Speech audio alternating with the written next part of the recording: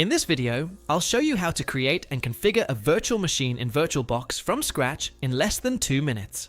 The first thing you need to do is open VirtualBox. If you don't have it installed yet, you can download it for free from the official VirtualBox website. Once you're inside, click the New button to create a new virtual machine. Next, enter a name, choose the operating system you want to install, and select the appropriate version.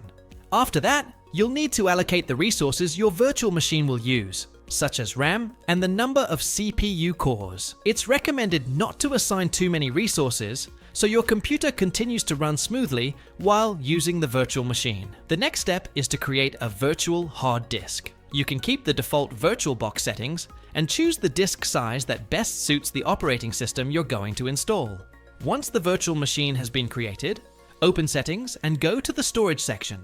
Here, you'll need to mount the ISO file of the operating system you want to install, such as Windows or a Linux distribution. When everything is ready, click Start, and the operating system installation will begin, just as if you were installing it on a physical computer. Simply follow the on-screen instructions until the installation is complete. And that's it.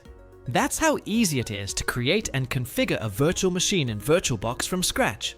If this video helped you, don't forget to subscribe and leave a like for more step-by-step tutorials.